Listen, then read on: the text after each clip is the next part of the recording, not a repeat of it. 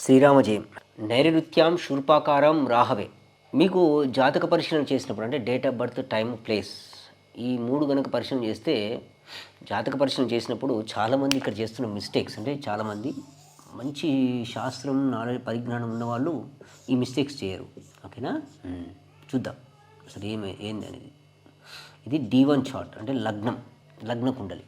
మీరు లగ్నాత్ for example ఇది లగ్నం అనుకుందామండి. మీరు ఒక లేకుంటే ఏదో మేష లగ్నం. దీంట్లో మీకు ఫర్ ఎగ్జాంపుల్ ఇక్కడ రాహు వచ్చి కూర్చున్నాడు.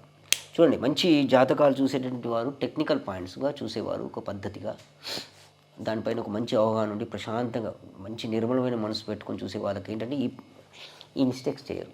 లగ్నాత్ రాహు అనేవాడు వేరు, రాహుకేతుల మధ్యలో ఉండేటటువంటి ఆ అది వేరు. రాహుకేతుల మధ్య మిగిలిన గ్రహాలు ఉంటే వాటిని ఏమంటే కాలసర్ప దోషాలు. దాన్ని 12 రకాలు ఉంటాయి. దానికి ఏమో చెప్పాను ఇంతకుముందు వీడియోస్లో చెప్పాను, ఈ ఛానల్లో వేరే ఛానల్ చెప్పాను. లగ్నాత్ రాహు అంటే కేతు ఇక్కడ కన్సిడరేషన్ కాదు.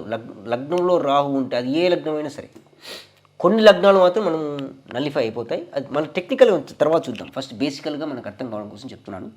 లగ్నంలో రాహు ఉండి అది ఒకవేళ సుపదృష్టి లేకుండా ఫర్ ఎగ్జాంపుల్ మీకు రాహు మార్గదశలో ఉన్నా, ఓకేనా, ఇవన్నీ మీకు చెప్పబోయే పరిహారం చాలా ఇంపార్టెంట్. ఇది నాకు తెలిసి నేను సొంతంగా డెవలప్ చేసుకున్న ఒక మంచి పాయింట్. దీన్ని వర్కౌట్ కూడా చేశాను. ఇది మంచి ఫలితాలను కూడా ఇచ్చింది. ఈ లగ్నాతు రాహు ఉంటే ఇంకెన్నో చెప్తారు, ఇక దాన్ని చేయాలి, ఇవి ఎన్నో చెప్తుంటారు, చిన్న చిన్న పరిహారాలను చెప్తూ ఉంటారు.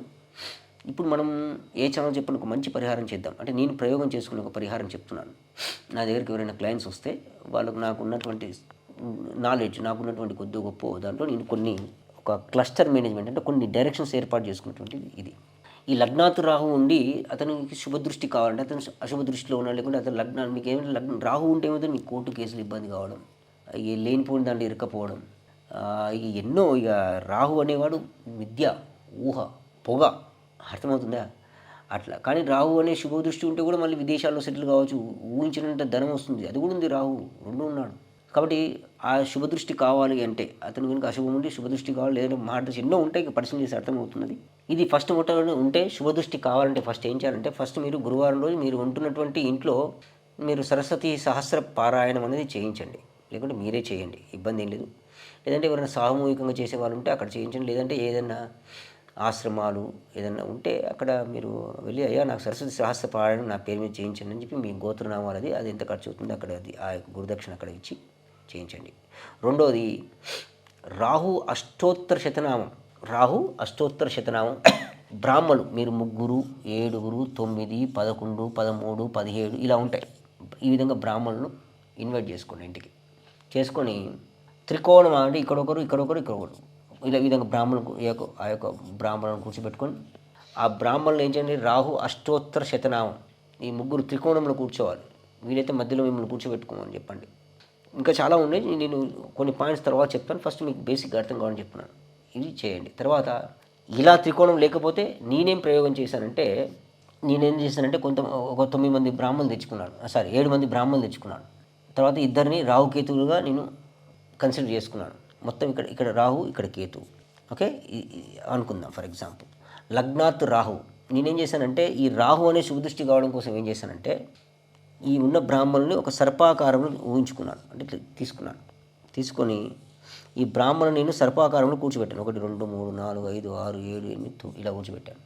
అయితే ఈ తల అనుకుందాం. ఫర్ ఎగ్జాంపుల్ ఇక్కడికి వచ్చి ఇది తల అనుకుందాం, ఇది తోక ఏదో అనుకుందాం, ఇది తల అనుకుందాం, ఇది తోక అనుకుందాం.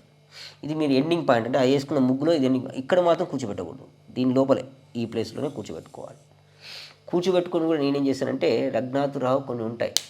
దానికి ఇంతకుముందు చెప్పిన రాహు అష్టోత్తర శతనామం అని, ఇక రాహుకు సంబంధించిన వర్ణన ఉంటుంది, అది దానాలు ఇవన్నీ కూడా ఇట్లా ఈ విధంగా కూర్చోబెట్టుకొని చేసి చాలా మంచి రిజల్ట్స్ అనేది నేను పొందాను. అంటే దీనికి లగ్నాతు రాహు ఉంటే ఏమిటి, ఉందయ్యా ఆయన ఏంటయ్యా, ఈ లగ్నంలో ఉంటే ఏంటయ్యా, ఇవన్నీ ఓకే, మరి పరిహారాలు కూడా కావాలి కదా.